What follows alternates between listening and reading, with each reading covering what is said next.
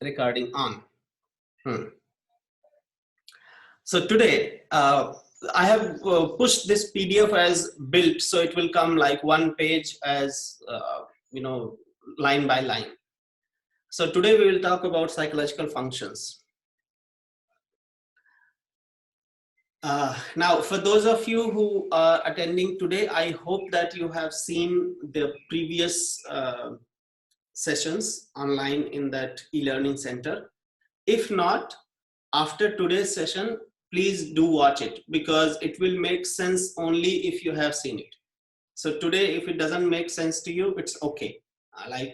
It doesn't mean that you are getting out of sense or I'm talking nonsense. It means that the context is not there.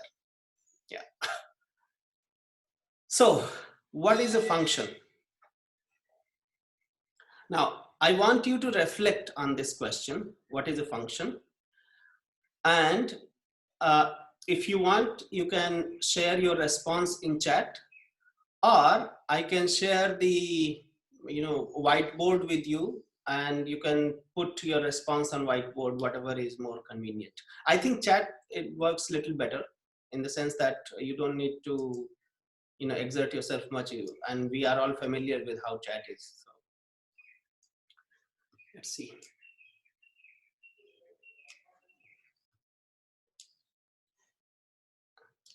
And that's funny, like in one workshop, I asked people what is function, and the first response we get, like, when there is a marriage or a birthday, we have a function.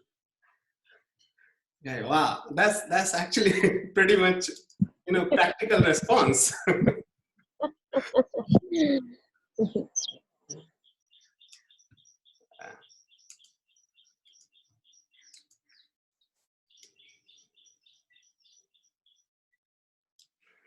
So function is a way of choosing a decision or approach mechanism.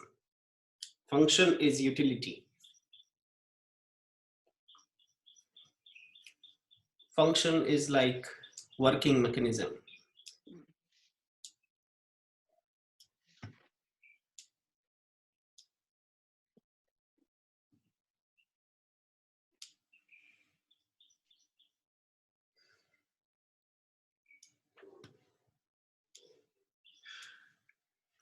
Function is process of doing.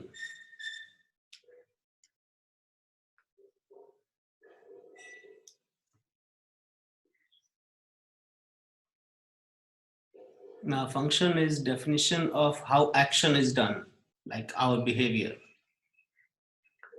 Function is a way a thing acts or works.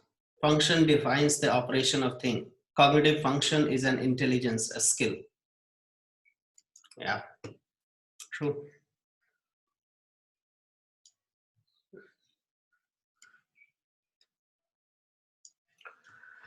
All right, so this is the I call it the power of collective intelligence.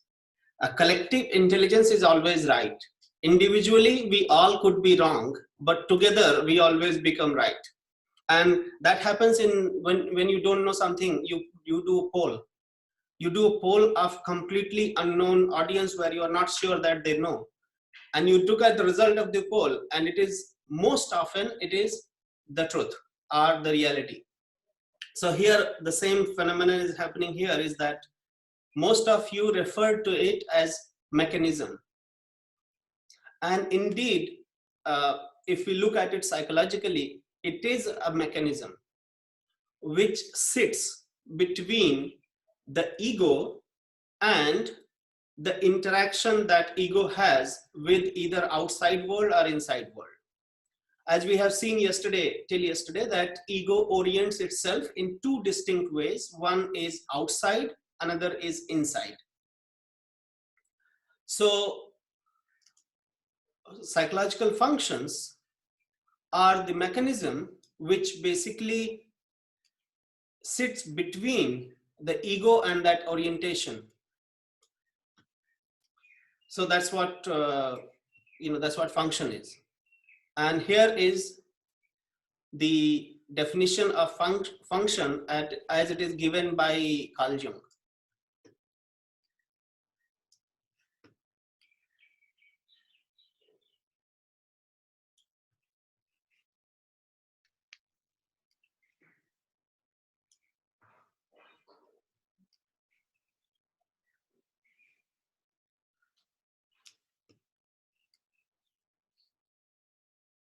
Yeah.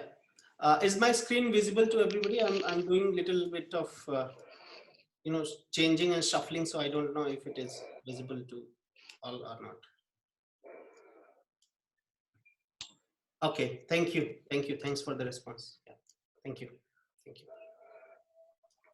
Okay, so all the changes and shuffling part is done. Now, so first important point is that function is a psychic activity that sits between ego and the sense and the the world, whether outside world or inside world. It has two specific features. One is that it remains the same across conditions. So it doesn't vary from condition to condition. It doesn't vary from situation to situation. That's one characteristic of a function. If it varies from situation to situation, then it is not a function. And let's say the amount of manifestation of libido remains constant in a function. So, like, how to explain that? It basically remains constant from one situation to another situation. So which implies that if somebody has this developed function of sensing, the person will be observant, and observant not in some situation but observant across all situations. So the person will be observant in the external world as well as in the internal world.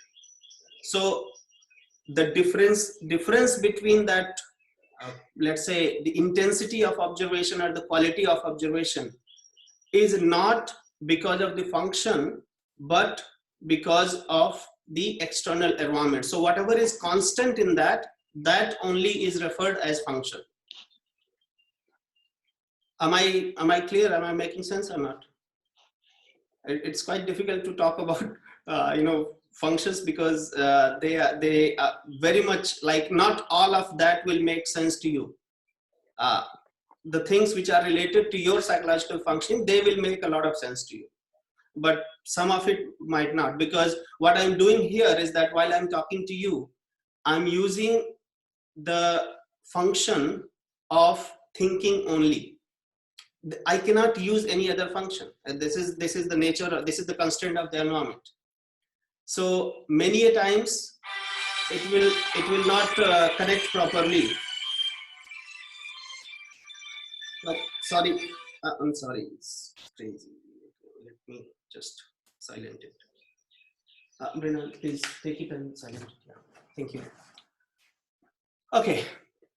So in order to explain function little more, I'll try to put it differently.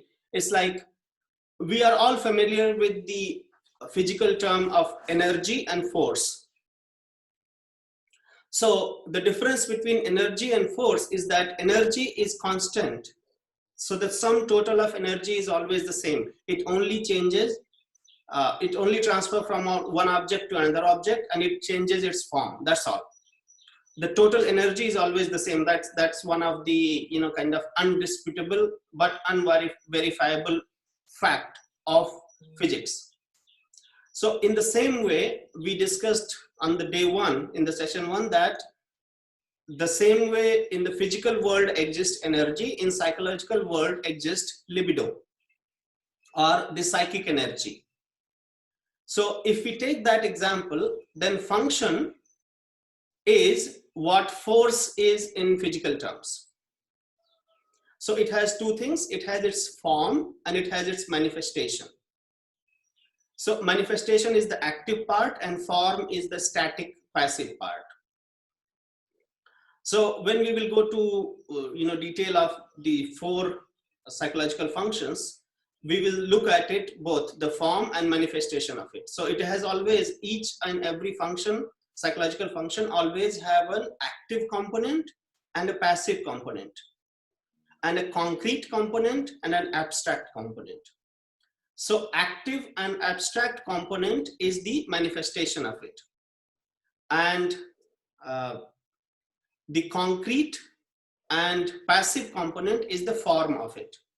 This is how we see, and this is how it operates or it moves.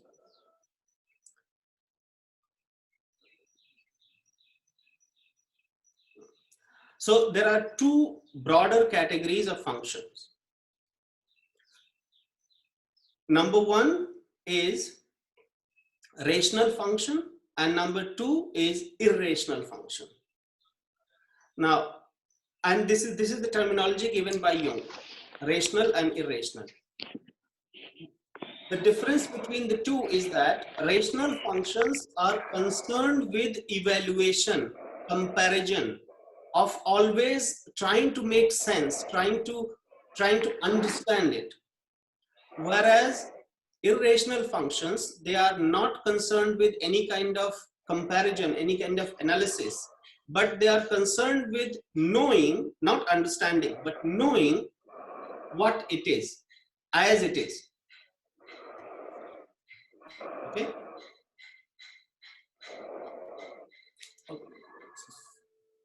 Crazy. Okay. Catherine, please mute your microphone. Yeah.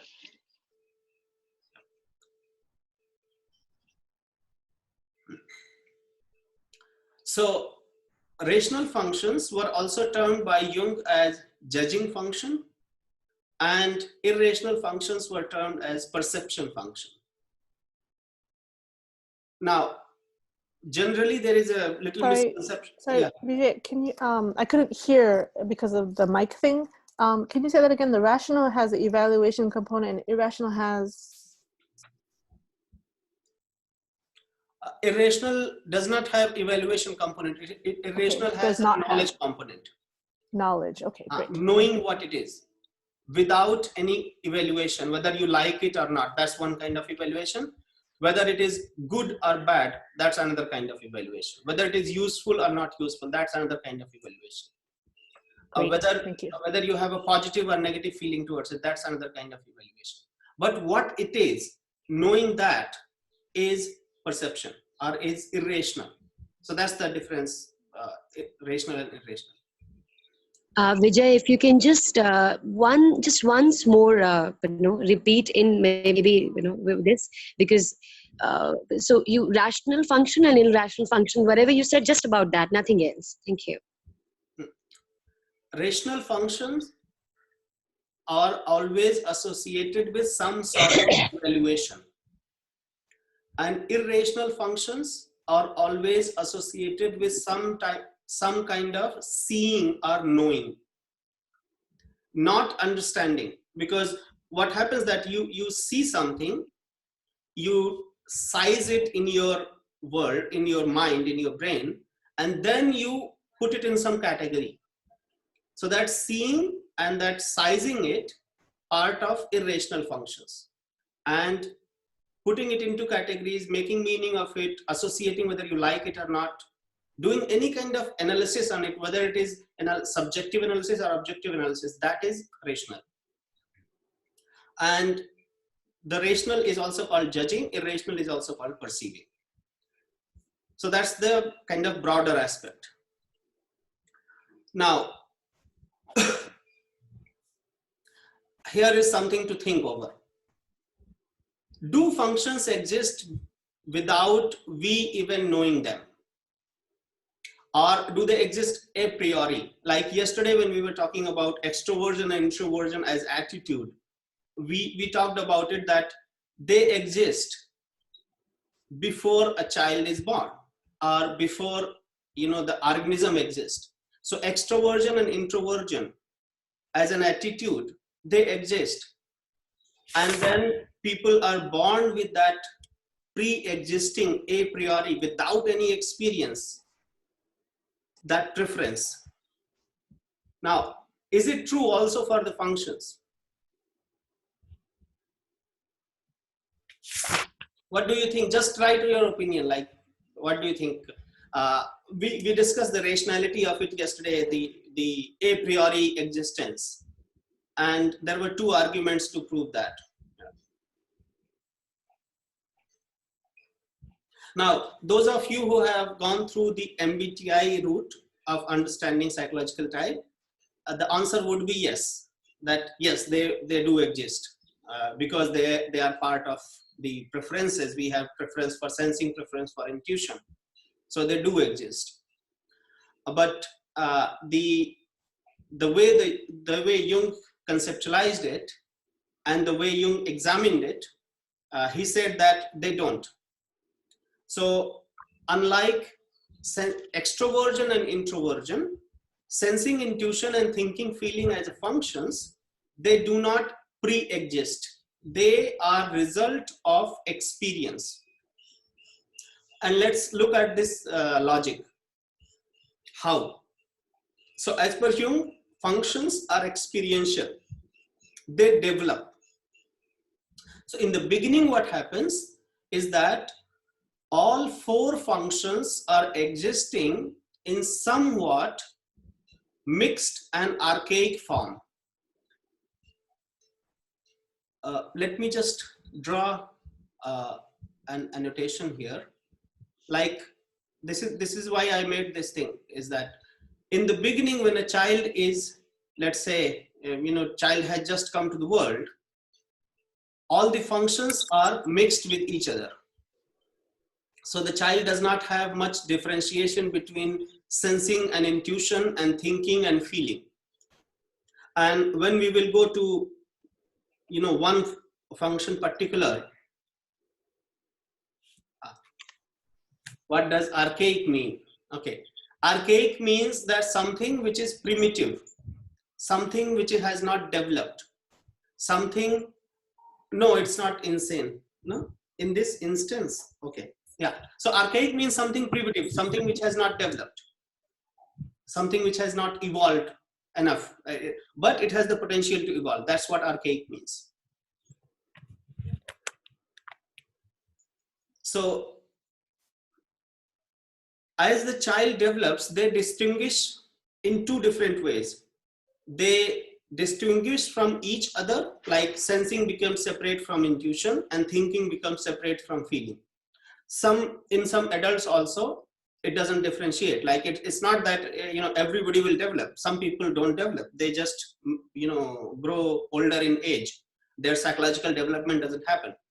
So you can, by observing people's action, behavior, and let's say thinking and feeling, you can sense, or you can get a fairly objective evaluation of to what extent, number one, the functions have separated from each other, and number two, they have evolved or they have developed. And today in this session, we will cover all the all aspect of this separation and evolvement. And when we will go and look at one function at a time, I hope that this thing will be a little more clear. Why Jung decided to kind of have these four functions only? Because if they don't exist a priori, it means that there is no way to kind of say that, okay, yeah, it is like this.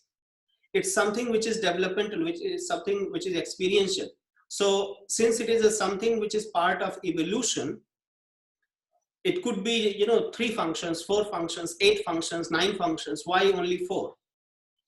And why 4? Because out of all his experience and analysis and his work, Jung found only 4 things which cannot be reduced to each other and which are not related to. And this is very important to understand this idea of reduction and relation. So let's say if sensing and intuition are related to each other, then they are not separate. They are not 2 distinct identities. And in the same way, if sensing is a form of intuition or intuition is a form of sensing, then it cannot be considered as separate. So he put these 2 criteria to decide whether I can put some things into one category of function or not. Number 1, they cannot be reduced to each other.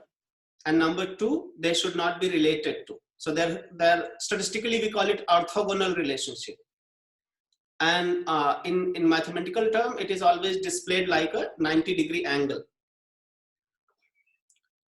So they are not related to each other. So sensing and intuition, though in the child, they are amalgamated, means they are mixed, they are not differentiated well, but they conceptually, they are not related to each other. Sensing is a different thing and intuition is a different thing. So we will come to that, and we will examine one by one. Okay, I need to take this annotation thing out. So how to take it? Eraser. Okay, voila, done.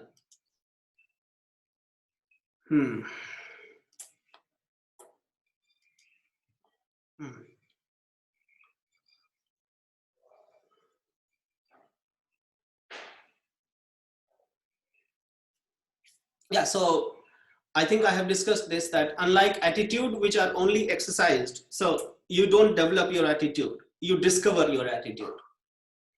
Like your extroversion and introversion, you don't develop it. Your functions, you develop it. So functions develop throughout lifespan, and this process of development is called differentiation. And differentiation has two meanings. Or let's say there are two ways of differentiating. This one, let me just annotate it. How to annotate again? Draw.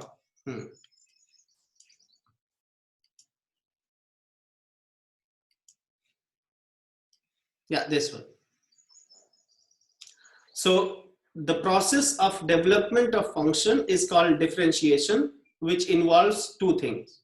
Yes, Haruni, please put your question. Separation from each other and progress from primitive to advanced.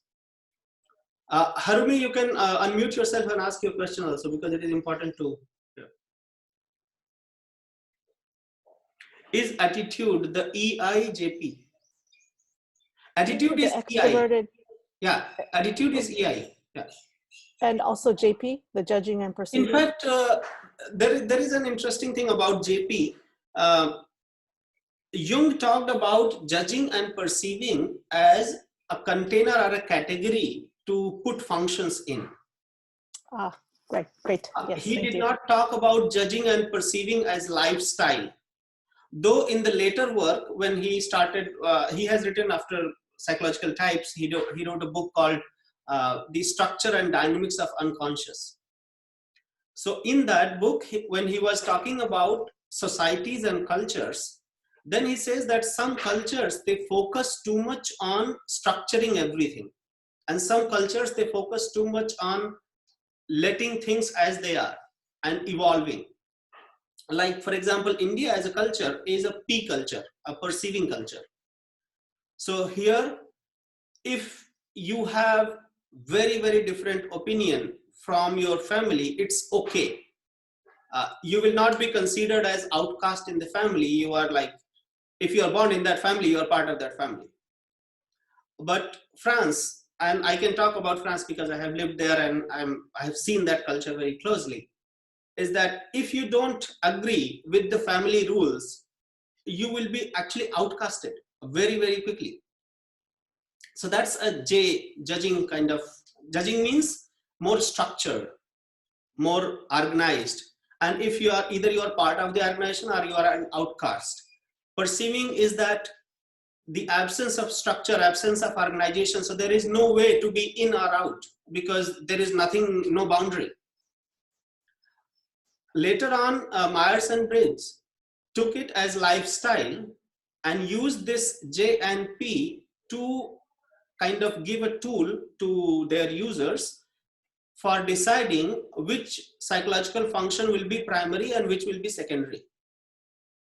So in itself, even in in MBTI literature in itself, J and P do not have much meaning. Whatever meaning they were given to, it was kind of, in my opinion, it was an imposed meaning. They do not have any kind of inherent meaning. For example, sensing is something, judging is nothing. It's like a kind of collective consciousness or a collective cultural thing in which sensing happens. So same goes for perception. It operates at different level.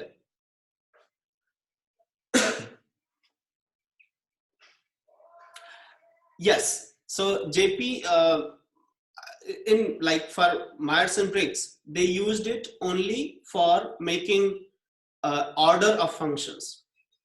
Though by end of this course, you will see that you don't actually need that. You know, an interaction with your client or with your coachee is enough to make the order. And it doesn't matter whether it makes sense to you. It should make sense to the person you are, you know, interacting with. So when I work in coaching context, it doesn't matter whether I think that person is, you know, predominantly extroverted thinking supported by introverted intuition. It doesn't matter to me. Whatever the person is, the person is. What matters is that the person should get that understanding. The person should start seeing his own psychological functioning. And when the person starts seeing that functioning and acknowledges that there are other kind of functioning, the stuck process of development restarts. Or the what we call as one-sided development stops, and it becomes more multidimensional development. So that's what.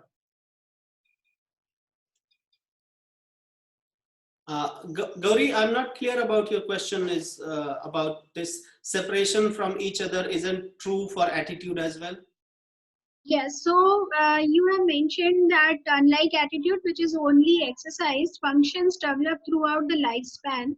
Yeah. This process is called differentiation. Now, differentiation is defined by separation from each other plus progress from primitive to advanced. So, second bit I understood fully, but separation from each other, is it the separation between judging and perceiving the way you explained, or it is something else? It's separation between judging and perceiving, separation between thinking and feeling, separation between sensing and intuition. But so then like, there is a separation. There are 4 psychological functions. In the beginning, they are merged together. So for a child, for example, it is very, very difficult to observe that what is sensation, what is intuition, what is thinking, what is feeling. Correct. And that's why it is also easier to interact with the child generally. And sometimes depending upon from what level you are interacting with the child, you see either sensation in the child or intuition and other things. But for a child, things are mixed. And when I will talk about the sensing in children, there are 2 examples that will make it very clear. Now, for attitude means extroversion and introversion. Yeah. This idea of differentiation does not apply there. Why? Because attitude is not something which develops over time. Attitude is something which is discovered. So you could be a born extrovert, means not born extrovert. This is a wrong word. Actually, nobody is born extrovert. You are born with a preference for extroversion. And then you have 2 options in the environment. Either you get a supportive environment, which is also, you know, you are born in a culture which basically values extroversion, like American culture, for example. It values extroversion. Almost all the America values extroversion. Yes. So, and if you are an extrovert in America, you will do far better. You know, then naturally you will feel yourself aligned. But if you are an extrovert in Japan, it will be difficult for you. Right. It will be difficult for you. Sorry, introvert in Japan. Extrovert in Japan. Yeah, extrovert in Japan will be difficult because the culture values more introversion. Okay. Yeah. No, but they are still separate from each other. No, what is meant by separation from each other? They are separate by birth. Like for example, introversion and extroversion as a tendency, as an attitude, is not something that you develop, you discover. You don't become more extrovert. You realize that you have a preference for extroversion. You don't become more introvert. You realize that you have preference for introversion. But you become more better at sensing. You become better at intuition. You become better at thinking. You become better at feeling by doing something with your life. Okay. You don't become better at being extrovert. No. You don't become better at being introvert. You discover that your innate preference is for extroversion and innate preference is for introversion. And then once that discovery comes, what happens that your life, which is kind of going into a series of confusion and lack of clarity, suddenly everything becomes clear and you start seeing your path. And you start seeing also that this is my path, but other people have other path as well. Right. And this process in Indian psychology, it is called finding your dharma. Okay. Finding the thing that holds you. That's the meaning of dharma, like the thing that holds you. Okay. Is it the stage after identity crisis? Identity crisis is the symptom that Okay. you have not discovered your dharma. Thanks. So it is not identity crisis, for example, it doesn't come to everybody. Okay. It comes only when there is a one-sided development. There has to be some development, some identity to have a crisis. There are, like, the problem with most, like, our society and current day society is that most people are living unconsciously. They don't have identity, so forget about crisis. That's true. Yeah. And then those who have identity, they have very much one-sided development, and then they get identity crisis at some point in time. It is bound to come. Then very few portion of population, like maybe 2% or less than 1%, I don't know exact number, but very few percent of population who have more balanced and more differentiated development, in which they know their dharma, they know their path, and they follow it. Okay. Those people are very, very few. You will find them mostly in some fields which are related to, like, science. Like, and once you see those kind of people, you cannot miss noticing that. It's like, meeting a scientist who is damn serious about science, at the same time has very nice musical taste, or meeting an artist who has very beautiful sense of aesthetics, at the same time not kind of gone out of the mind or become crazy, but very much ingrained and very much adjusted with the society. But very few. Thank you. You're welcome. So this is how function develops. This one, are we saying introversion, extroversion in genes or what?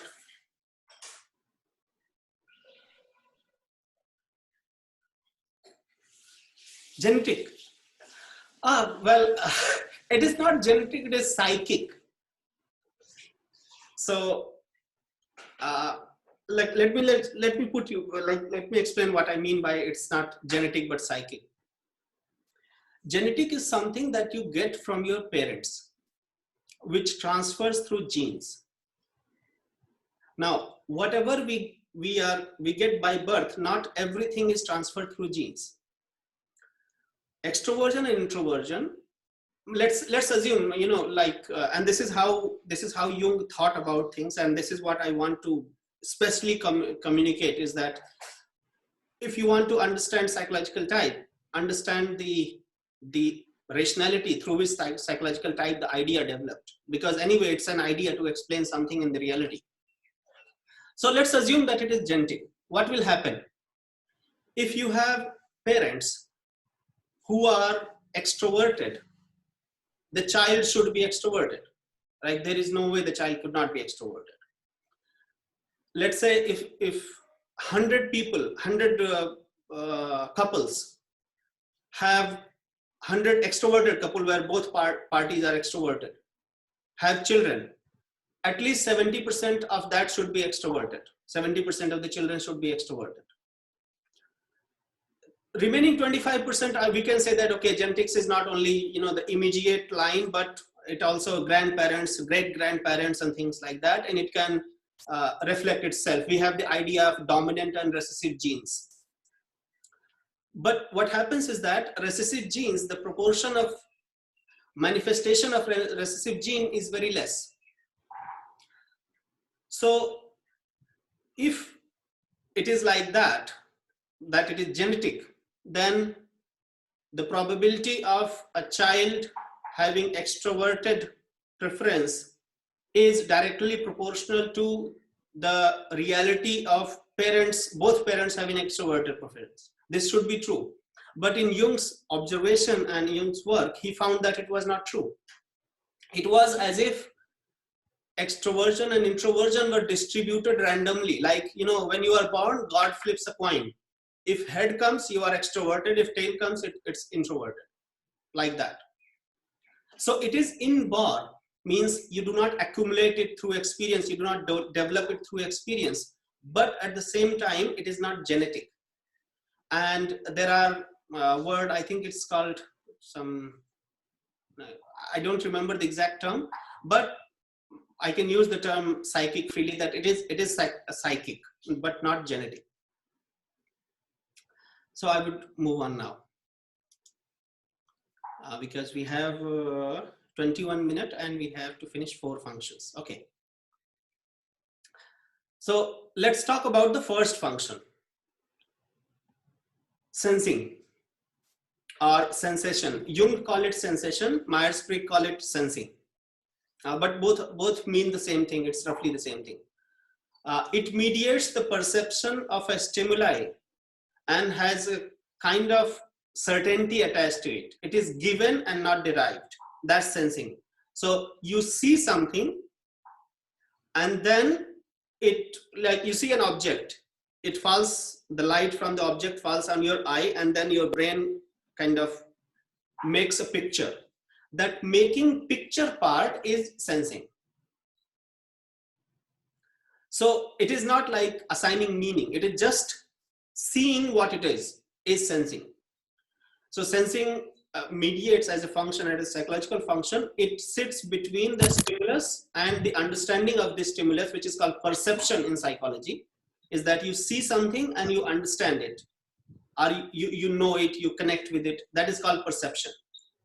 So it sits between that. That's why it is called a perceptive function or perceptual function. Then it is of 2 types, concrete and abstract. Now, concrete sensing is related to the various aspects of the same object. So for example, you are looking at a flower. Now, let's see how concrete thinking will come. Or I can take something practical. I have this box.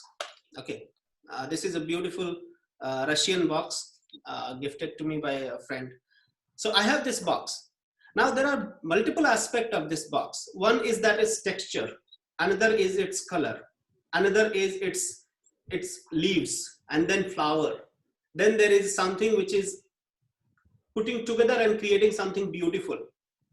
So when I focus on each and every aspect of it in detail, what I'm doing is that I'm using sensing.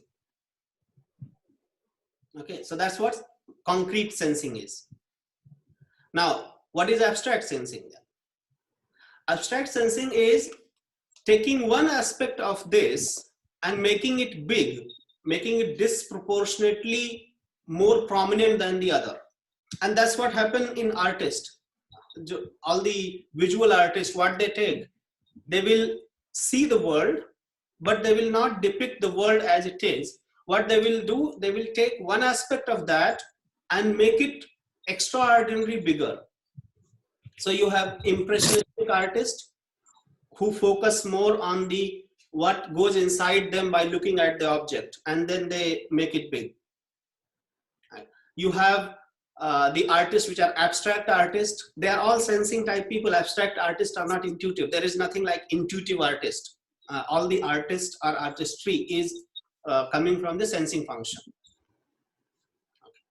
So it makes it, you take one aspect of whatever you observe, whatever you see, whatever you come into contact with, and make it bigger, make it more overpowering, make it in such a way that it represents that thing only by that aspect.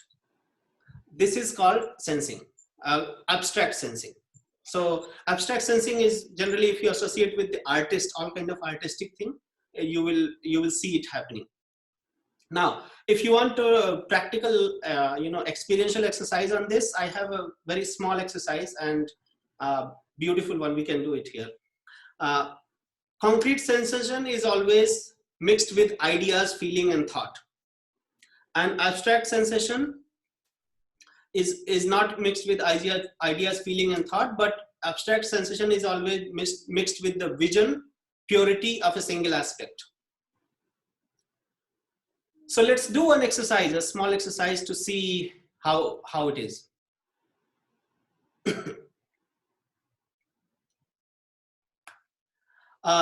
Think about, for 10 seconds, close your eyes and think about red apple.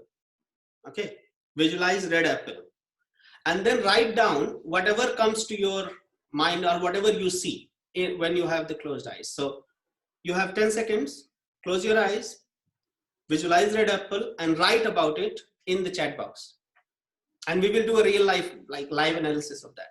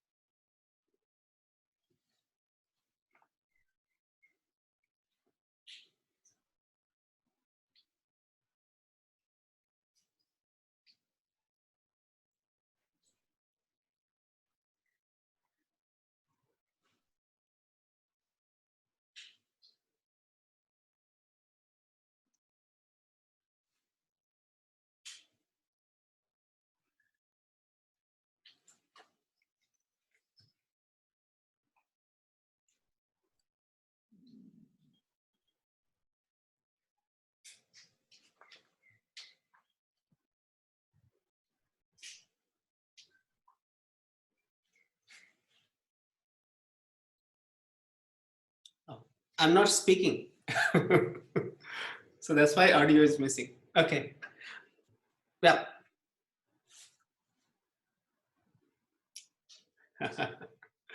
Okay, I'll read some responses, and then you see what is concrete thinking and what is concrete sensation, what is abstract sensation. Shiny red apple with green stripes, very crunchy and tasty. Red apple is juicy, fresh, tasty. Red apple, apple tree, giving tree, song of giving tree. Shale Silverstein. Now, this is a very interesting observation. I'll come to that by Harumi. Okay, I see apples in basket on a dining table. Shiny dark red apple with a stem on top. Bright red in color, shiny. I picture the red apple sitting on a beautiful plate and looking absolutely delicious, a source of healthy nutrient. Glossy texture. I saw it as cartoonish apple and then again as an oil painting. Apple is well shaped. The natural red with shades of white looks like it will be fresh on the inside. It's juicy and tasty, it's ripe. A red bright apple with a twig with green leaf. A red color of blood. Bright red shining apple, juicy, tasty in a white background though. A red color of heart icon. This is also this is what I call artistic sensing. Means abstract sensing, red color of heart icon. So what it does is it took what Manoj did basically, he looked at the apple, he took one aspect of it and he made it big. And that becomes, it is still coming from the object itself, but it is not of object anymore. And you see this abstract sensing in children very, very much abundant. That's why it is in almost all cultures, children are born artists. Why? Because they look at an object and they take an aspect of the object and they depict that. Later on, they develop some children get more differentiated in their sensing, so they develop concrete part also, and they lose it. So the artistic, many children, they lose their artistic sense once they become adult.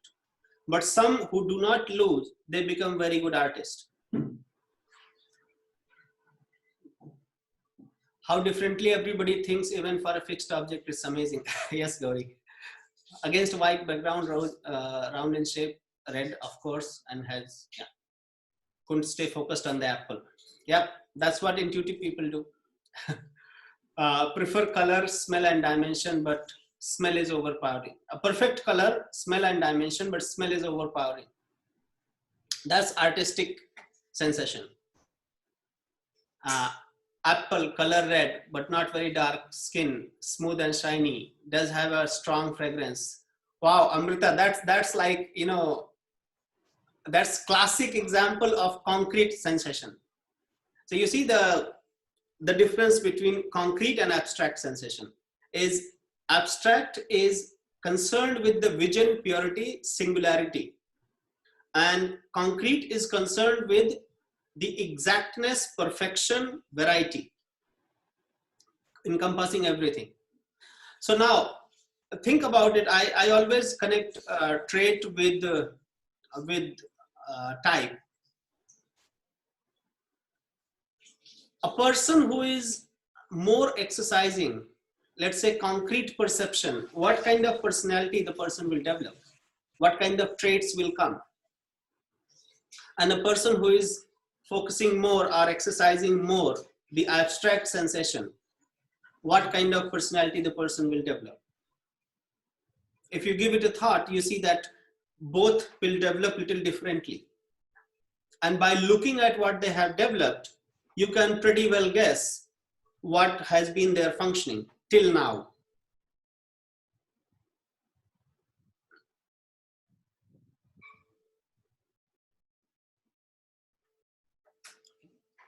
So two more things here, but basically, two more things.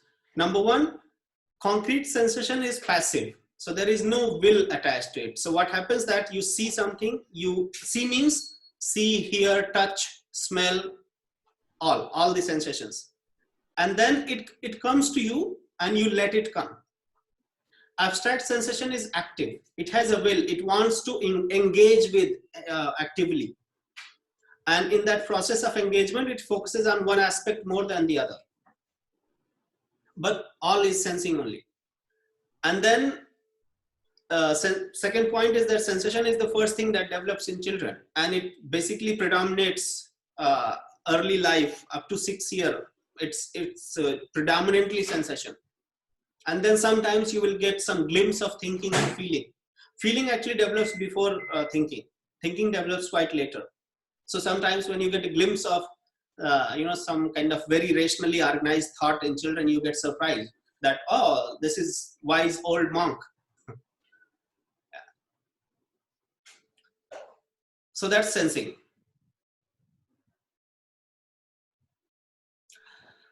Now, Padmini, you asked what is will.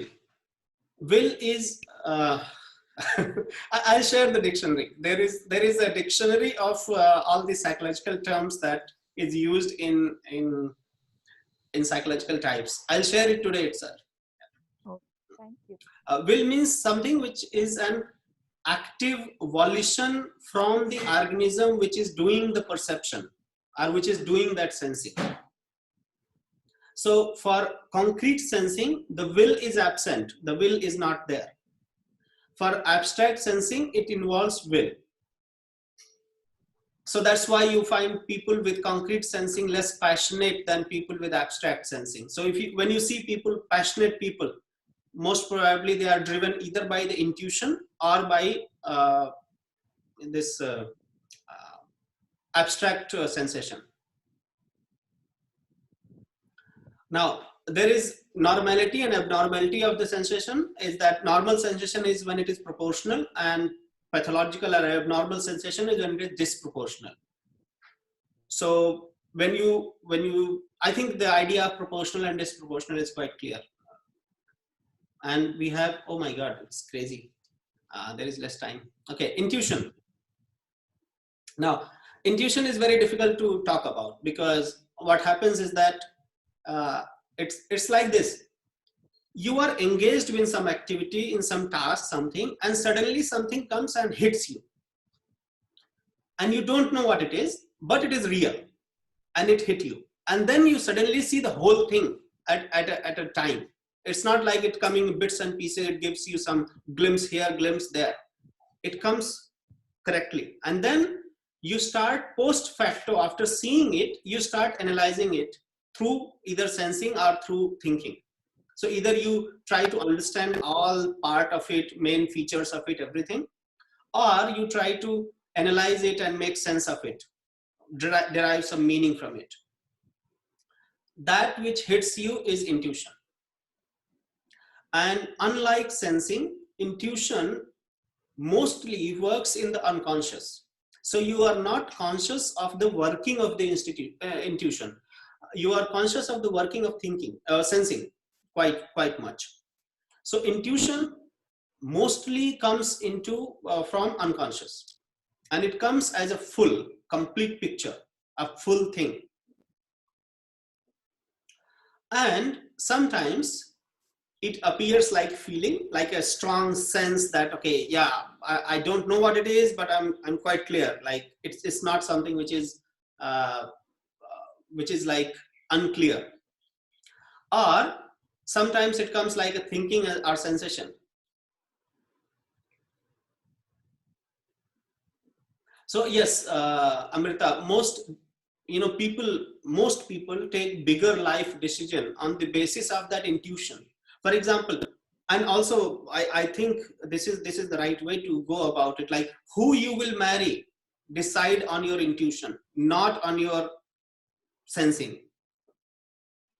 But which coffee you are going to drink, or what kind of food you are going to eat on daily basis, those petty things in life you decide on the basis of sensation. But then this is a strong value judgment from a thinking person. Okay.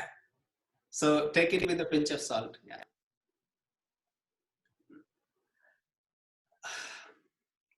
So like sensation, that's why it is put in the perceiving function. Like sensation, it is also given, not derived. So you don't, let's say, extract it from what you see. It is what you see. So it has very strong conviction, a sense of conviction, and this is a sense of complete thing in that. Now, like sensation, this is also of two types, concrete and abstract, and it is subjective and objective. So you can get intuition about self, intuition about others. For example, you might get a picture, a clear picture of how this coronavirus crisis is going to end. To some people it comes. It will come definitely for sure. Sometimes you get abstract intuitions, and sometimes you get concrete intuitions. Abstract intuitions is that more like they appear more like a feeling that I feel that something is churning and it's quite clear, but I cannot express it in more concrete terms. And sometimes you get concrete intuitions like a full clear picture that this is how it is going to happen, this is how it will happen. Vijay, you said sensation is given and not derived. What does that mean? Like, sorry, like you see something. Sensation is what you see and not what you make out of it. Once you start, it's like this. There is an object. There is your brain, mind, ego, whatever you call it, and then the sensation sits in between. So it is concerned with only what it is, what is given, and not what it means. What it means is concerned with thinking and feeling. So this is what is given and not derived.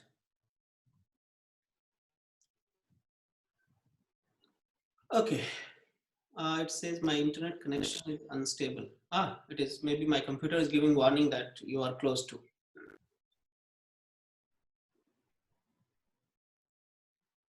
Now, last thing about intuition, that it has a compensatory relationship with thinking and feeling. What compensatory relationship means is that intuition can compensate for sensation, and sensation also can compensate for intuition.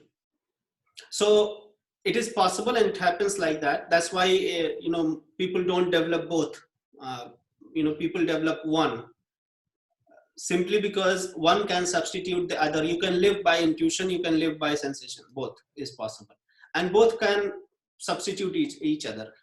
But the whole purpose of sensing and intuition both is to provide you the data to make a decision, and both do that job very well.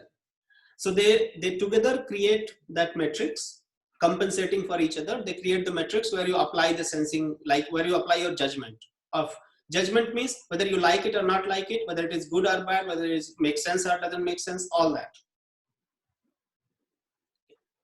So like sensation, intuition is also free from any kind of rationality. So it doesn't compare, it doesn't evaluate, it just presents itself, that's all. And then once it is presented, then you start analyzing it, comparing it, knowing whether you like it or don't like it, all of that. But on intuition itself, it is free from any kind of those analysis and judgments. Okay.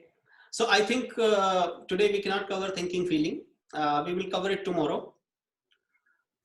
Or maybe I will try to kind of record and put it online about thinking and feeling, because there is no point rushing to it. Okay. And I'll see if I can do this thing better, because I'm not satisfied with the, this PDF going one by one. So we'll cover thinking, feeling tomorrow. Okay. And I'll send some material to you about learning more about the sensing and intuition. Though about intuition, there is nothing much to learn. It's like this. It's either you get it or you don't get it. Like if you don't get it is almost impossible to explain and understand intuition before you experience it. After experiencing, it becomes so clear that there is no need to understand anything. Before experiencing, no matter what I say, no matter what somebody else says, it will not fit, because it doesn't subject itself to the sensing limitations. It just appears, and that's why it is largely working into the unconscious. And we need to understand one thing very clearly here, is that it's not fantasy. So fantasy means that fantasy has some kind of object on which sensing is applied, and it is disproportionately enhanced. So for example, you see, and again, I'll give an example as a boy. You see a beautiful girl, and you see, oh, such a nice girl, I would like to spend time with her. Then you start imagining that you spend time, now you are married, now you have children, now you have family, now you have this and that and all that. That is fantasy. It starts with an objective interaction with an object, but it quickly leaves and it goes into everywhere. Intuition is not that. Intuition has purely psychological content. It does not have anything into the objective world.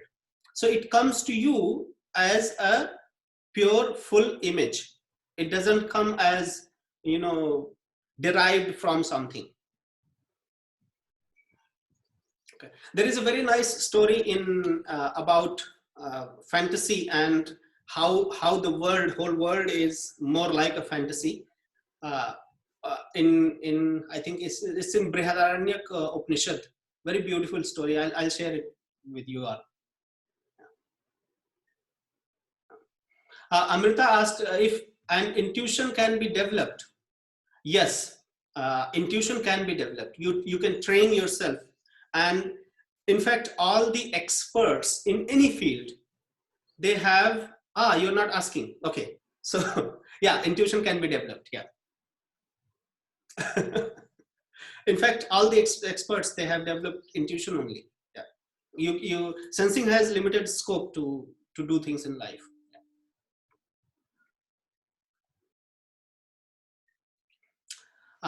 Suchitra asked how to know if our intuition is developed. By examining if it is coming from, like by separating it from fantasy. So when an intuition comes, you ask yourself, is there an objective reason? Am I taking an object and making it bigger? If it is that, it's not intuition. It's very simple rule about intuition. And secondly, once intuition appears, after that, it should start making sense. If it doesn't make sense, then it is not intuition. And I think I posted it yesterday. I would like to tell it here. It's very simple. It is normal in these days to talk to walls. But if walls start talking to you, then that is a sign that you need to visit a psych. That's the difference between intuition and, abnormality. It's very, very thin line.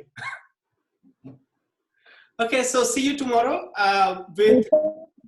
Don't wind up without the story. I think everybody would love to listen to it, and I actually know that story, but I just want to know if you are talking about the same story or not. Please do tell the story. Which one? You spoke. It's a story of Narad.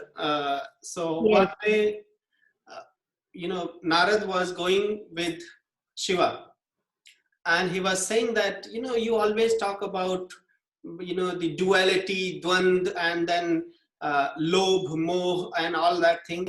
And it looks nice. Like, I feel very intrigued by understanding it, but I don't know what do you really mean. Like, and how anybody can fall into that trap. So Shiva said, okay, fine. I will try to explain it to you, but I'm thirsty right now. Go and get water. So Narad took and he went to a pond, like a well, nearby colony, and he got to a well and he got water. So then he met there a very beautiful lady, and he asked, can I get some water? So the lady looked at Narad, and something happened to Narad. So Narad became attached with that lady. So they went home. He forgot that he went to, get water for Shiva. And then he spent almost whole his life there. He had kids, they had family and all that thing. And one day, one of the kids said that, Papa, I'm thirsty. Can you get me some water? And then suddenly Narad remembered, oh my God, I was there to get water for Shiva. He must be dead by now. So he ran with water to Shiva. And then Shiva went there. Shiva said, oh, okay, you're back. Let's go. So then they started walking, and he asked, now I'm super confused. Like, how this all happened? So Shiva said that you wanted to experience how it happened. This is how it happens. Yeah. Thank you, Vijay. Thank you. Vijay, I just want to add one last point here. Somebody write that it's from a mythology. So from my understanding of Indian itihasa, it is itihas.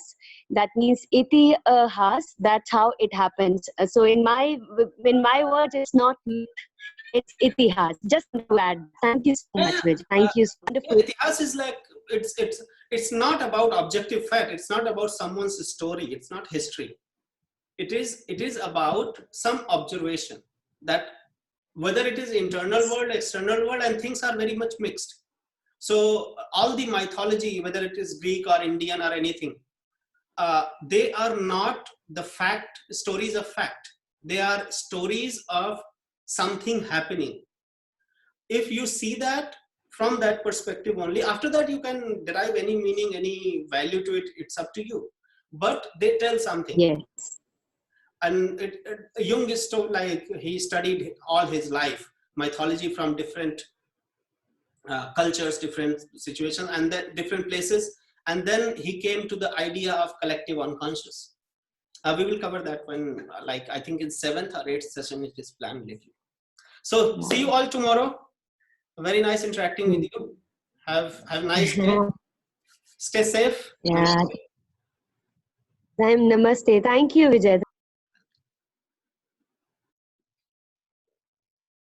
Have a good night, everyone.